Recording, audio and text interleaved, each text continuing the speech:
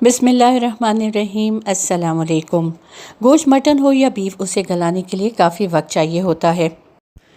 White meet जैसे fish या chicken के मुकाबले में रेड मीट को गलने के लिए क्योंकि वक्त ज़्यादा चाहिए होता है, इसीलिए लोग अमूमन प्रेशर कुकर का इस्तेमाल करते हैं। पर जो लोग प्रेशर कुकर का इस्तेमाल नहीं करते और जल्दी गोश्त गलाना चाहते हैं, वो क्या करें? तो उनके लिए मैं आज बहुत ही ज़बरदस्त किस्म की वीडियो बनाने जा रही हूँ, जिसमें मैं 7 मुख्तलिफ़ तरीके बताऊँगी, जिसमें आप आम तरीके से पॉट्स में खाना पकाएंगे और गोश्त झटपट गल जाएगा और उसका जायका भी बिल्कुल ख़राब नहीं होगा। आपने सारी वीडियो को बहुत ध्यान से देखना है क्योंकि हर स्टेप बहुत इम्पॉर्टेंट है और अगर आप उसे फॉलो करेंगे तभी गोश्त को अच्छे तरीके से गला सकेंगे और उसका जायका भी बरकरार रख सकेंगे। वीडियो को आगे बढ़ाने से पहले मैं कहूँगी कि अगर आप मेरे चैनल पर नए हैं तो इसे लाइक और सब्सक्राइब ज़रूर कर लें, बेल आइकॉन को प्रेस करें ताकि नई वीडियोस का नोटिफिकेशन आपको टाइम से मिल जाए। कमेंट सेक्शन में कमेंट ज़रूर दें और मेरी वीडियोस को ज़्यादा से ज़्यादा अपनी फैमिली और फ्रेंड्स के साथ शेयर करें ताकि वो भी मेरी इस वीडियो से फ़ायदा उठा सकें। तो चलिए वीडियो को बढ़ाते हैं। ये देखें, ये मेरे पास आधा किलो मटन है। अब मैं आपको पहला तरीका बताने जा रही हूँ कि आप किस तरीके से मटन को बग़ैर प्रेशर कुकर के पकाएंगे और झटपट गला लेंगे। अगर आप मेरे इस पहले तरीके पर अमल करने जा रहे हैं तो उसके लिए आपने गोश्त को सबसे पहले बहुत अच्छे तरीके से धो लेना है और इसमें जो ब्लड है वो एक छलनी में डालने के बाद आपने ड्रेन कर लेना है। जब छलनी में से ब्लड ड्रेन हो जाए तो आप इसे किसी बोल में निकाल लें। उसके बाद उसमें सबसे पहले जाएगा 1 टेबलस्पून मीठा सोडा। आपने इसमें मीठा सोडा का ही इस्तेमाल करना है, बेकिंग पाउडर का इस्तेमाल नहीं करना। ये वही मीठा सोडा है जिसे हम खानों में इस्तेमाल करते हैं। उसके बाद इसमें डालेंगे 1 टेबलस्पून सिरका। अगर आपके पास सिरका अवेलेबल नहीं है तो आप 1 टेबलस्पून लीमू का इस्तेमाल भी कर सकते हैं। लीमू का रस निकालें और 1 टेबलस्पून लीमू का रस इस गोश्त में डाल दें। अब इस गोश्त को आपने खूब अच्छे तरीके से मिक्स करना है ताकि सिरका और जो मीठा सोडा है वो आपस में यकजान हो जाएं और वो गोश्त पर अच्छे तरीके से लग जाए। इसे मिक्स करने के लिए आप स्पून या फोक का इस्तेमाल भी कर सकते हैं और चाहें तो इसे हाथों से भी मिक्स कर लें। बस इस बात का ध्यान रहे कि ये दोनों चीज़ें गोश्त पर खूब अच्छे तरीके से लग जानी चाहिए। आपने जल्दबाजी नहीं करनी। गोश्त को 2 से 3 मिनट तक लाजमी इसी तरह ऊपर नीचे पलटते रहना है ताकि दोनों चीज़ें गोश्त पर खूब अच्छे से लग जाएं। जब आपको लगे कि सोडा और सिरका सारी बोटियों पर अच्छे से लग चुका है तो उसके बाद आपने इस गोश्त को तकरीबन 10 मिनट के लिए इसी तरीके से छोड़ देना है। चाहे तो इसे किसी चीज़ से कवर कर दें और फ्रिज में रख दें और अगर मौसम ठंडा है तो इसे बाहर भी रखा जा सकता है। अगर आप कढ़ाई बनाने जा रहे हैं तो आप इस गोश्त को डायरेक्ट पका सकते हैं और अगर आपने कोई कोरमा वगैरह बनाना है तो इस गोश्त को धोकर इस्तेमाल करें। अब मैं आपके साथ एक दूसरा तरीका शेयर करने जा रही हूँ और ये बहुत इंटरेस्टिंग तरीका है। इसके लिए आपको चाहिए होगी 1 टेबलस्पून कॉफ़ी।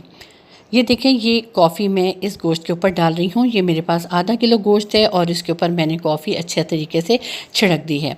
अब दोबारा आपने गोश्त को इसी तरीके से मिक्स करना है ताकि कॉफ़ी गोश्त के ऊपर खूब अच्छे तरीके से लिपट जाए। आधा किलो गोश्त के लिए 1 टेबलस्पून कॉफ़ी काफ़ी है, लेकिन अगर आप 1 किलो गोश्त का इस्तेमाल कर रहे हैं तो आप इसमें 2 टेबलस्पून कॉफ़ी के डालेंगे।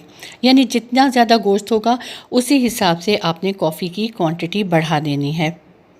2 से 3 मिनट तक गोश्त को ऊपर तले पलटते रहें ताकि गोश्त पर कॉफ़ी खूब अच्छे तरीके से लिपट जाए।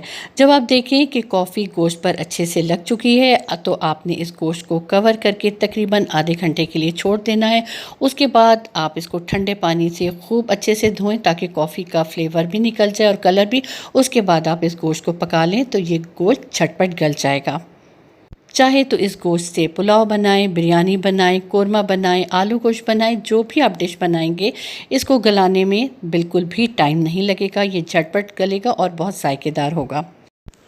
अब मैं आपको गोश्त गलाने का तीसरा तरीका बताने जा रही हूँ और ये भी बहुत इजी और इंटरेस्टिंग तरीका है।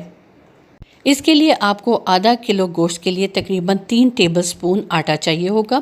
ये वही आटा है जिसे हम घर में रोटी बनाने के लिए इस्तेमाल करते हैं, लेकिन आपने इस बात का ध्यान रखना है कि ये वो आटा हो जिसके अंदर चोकर मौजूद होता है। यानी कई लोग वाइट आटे की रोटी खाना पसंद करते हैं, लेकिन जो लोग चोकर वाली रोटी खाते हैं उन्होंने ये वही वाला आटा इसके लिए इस्तेमाल करना है, क्योंकि चोकर वाला आटा ही इसको गलाने के लिए परफेक्ट रहेगा।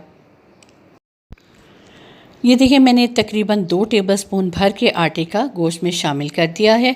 अब आपने इसको खूब अच्छे तरीके से बोटियों के ऊपर लपेटना है। चाहे तो हाथ का इस्तेमाल करें या चम्मच या फोक की मदद से इसको मिक्स कर सकते हैं। बस इस बात का ध्यान रखना है कि आटा हर बोटी के ऊपर अच्छे से लिपट जाए।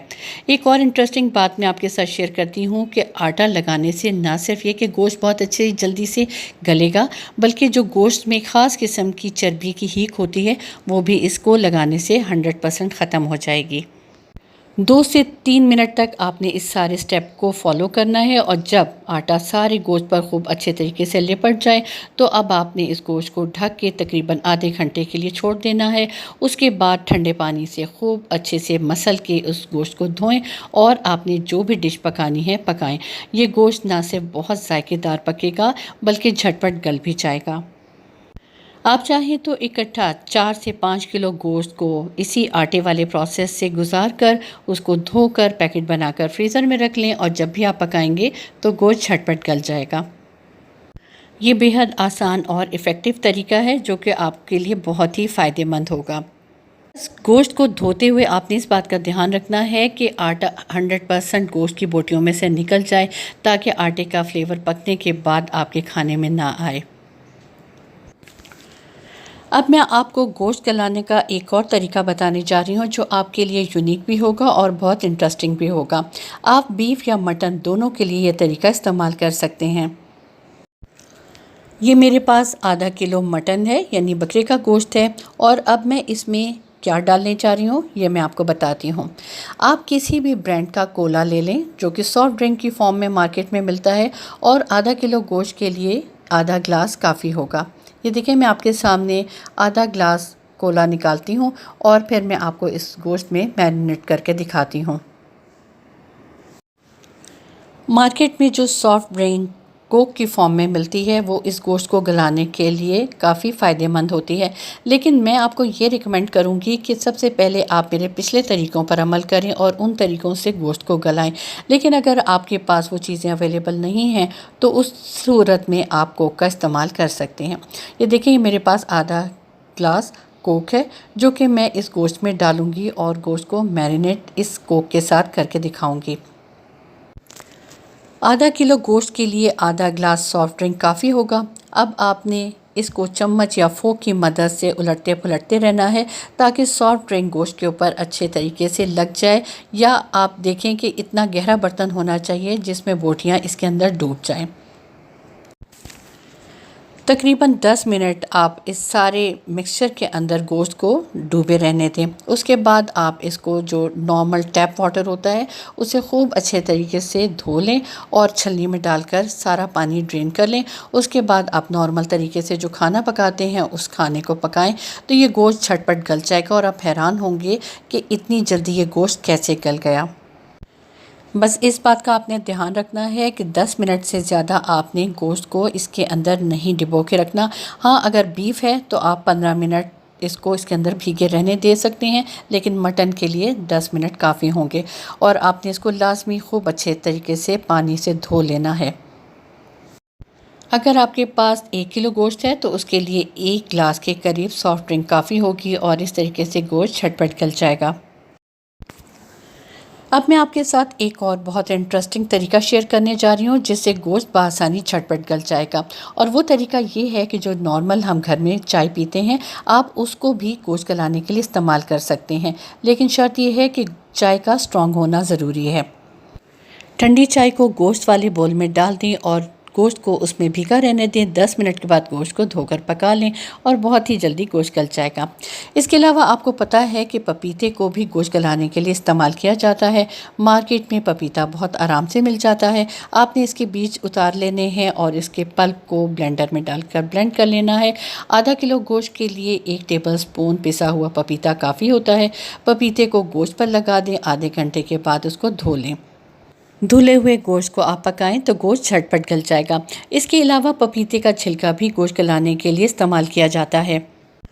पपीते को धोकर उसके छिलके को बारीक काटकर धूप में सुखा लें और उसका पाउडर बना लें। 1 टीस्पून पाउडर गोश्त में डालें और 1 घंटे के बाद गोश्त को धोकर पका लें तो गोश्त झटपट गल जाएगा। मैं उम्मीद करती हूँ कि मेरी आज की वीडियो आपके लिए बहुत फ़ायदेमंद होगी और आप इससे ज़्यादा से ज़्यादा फ़ायदा उठा सकेंगे। अब मुझे इजाज़त दीजिए। अल्लाह हाफ़िज़।